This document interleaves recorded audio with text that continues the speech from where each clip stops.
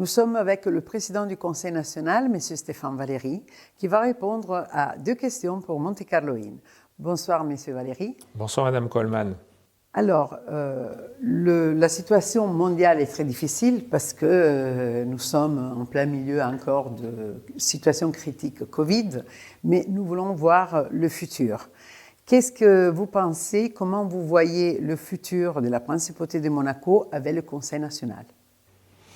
Écoutez, nous continuerons à être cette ressource institutionnelle qui est prévue par la Constitution monégasque pour le Conseil national.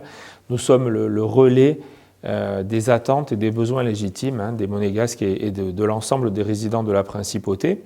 On l'a été pendant la crise sanitaire, notamment suite à la décision du prince Albert II de créer un comité mixte de suivi de la crise où nous avons été présents aux côtés du gouvernement pour faire part de toutes nos propositions.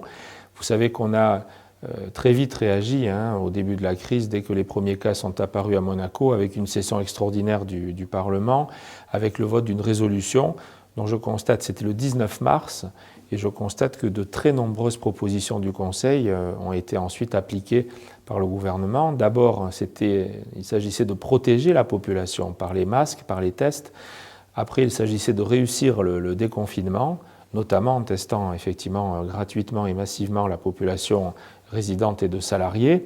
Il s'agissait aussi de sauver et d'aider les acteurs économiques, les travailleurs indépendants, les commerçants, les entreprises et les salariés qui en avaient besoin. Je crois que là encore, le plan d'aide a été très proche de ce que souhaitait le Conseil national. On a voté, vous le savez, 350 millions dès le budget rectificatif voté en urgence au mois d'avril. Alors le futur c'est maintenant d'accompagner la relance de l'économie et nous continuerons avec mes collègues dans l'Union nationale que j'ai proposé, car il était indispensable dans cette période que tous les élus des Monégasques travaillent ensemble dans la même direction en dépassant nos différences pour le bien de Monaco. Donc avec mes collègues dans le comité mixte, nous continuerons donc à plaider, à faire des propositions constructives pour que la commande publique soit à la hauteur dans les prochains mois des besoins de la relance économique. Il faut soutenir par des dizaines de millions qui n'ont pas encore été dépensés dans le cadre des sommes qu'on a déjà votées. Il faut relancer bien sûr toutes les activités du numérique. On peut faire beaucoup de choses à Monaco dans les prochains mois pour la relance par le numérique. Il faut soutenir le bâtiment, les grands travaux. Il faut soutenir tous les secteurs d'activité très impactés. Il ne faut surtout pas arrêter, et nous y veillerons à notre place, les aides directes de l'État. Le CTTR doit continuer en septembre et au-delà, tant que le tourisme, l'événementiel, l'hôtellerie, la restauration notamment seront profondément impactés, les sociétés de croisière, de shipping, de yachting, par cette crise économique qui ne va pas s'arrêter. Donc il faut le dire, même si Monaco résiste mieux que d'autres pays, la rentrée et l'automne seront difficiles. L'aviation, le transport aérien a très peu repris. Le Covid n'a pas disparu, malheureusement le virus est là, toujours présent dans le monde. Et donc il va impacter durablement encore malheureusement l'économie mondiale. Donc on a, c'est certain, un automne difficile, mais nous voulons, comme on a eu un modèle de gestion de la crise sanitaire, comme on a eu un modèle de soutien aux acteurs économiques pendant la crise, nous voulons avoir un modèle de relance économique et nous pouvons y arriver aussi avec le fonds vert qui doit permettre de passer des commandes publiques en matière de développement durable, d'isolation des bâtiments, des fenêtres, d'isolation bien sûr thermique des bâtiments. Voilà, donc nous veillerons comme toujours à notre place, tel que la Constitution l'a prévu, à être le relais des attentes de la population. Autre argument, les femmes. Depuis le début de votre carrière politique, vous avez toujours travaillé à faveur des femmes, en mettant en lumière des femmes qui sont très compétentes. Et vous continuez sur ce chemin. Donc, dans la Constitution, vous avez changé déjà des lois avec le gouvernement, etc. Qu'est-ce que vous prévoyez pour le futur ? Il y a encore des progrès. Vous avez raison de souligner qu'on a fait beaucoup de progrès en principauté ces dernières années pour donner aux femmes de ce pays les mêmes droits, et c'est bien normal, que les hommes. Il y a eu la transmission de la nationalité par le mariage pour les femmes, il y a eu la transmission dans les mêmes conditions que les hommes de la nationalité aux enfants.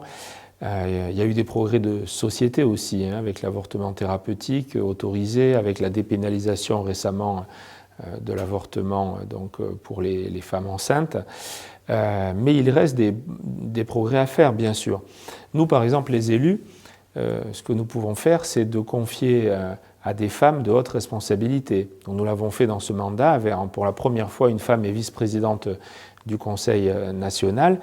De très nombreuses femmes occupent aussi des fonctions importantes dans les postes permanents de l'Assemblée. D'ailleurs, par des évolutions internes, je peux vous annoncer en avant-première qu'à partir du 1er octobre, mon cabinet sera entièrement féminin. Madame Cotta en est la chef de cabinet depuis le début du mandat.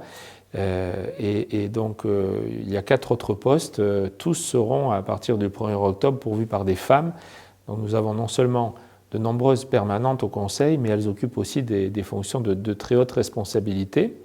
Nous pouvons nous essayer de continuer à convaincre les femmes de s'engager en politique.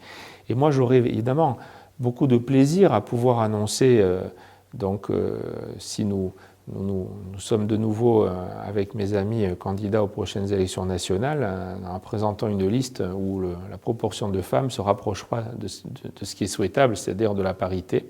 Donc on essaiera de présenter davantage de dames encore aux prochaines élections pour arriver à 50% à terme de femmes élues.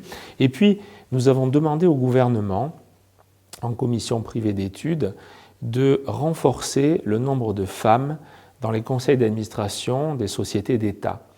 Ce nombre actuel est vraiment très très bas.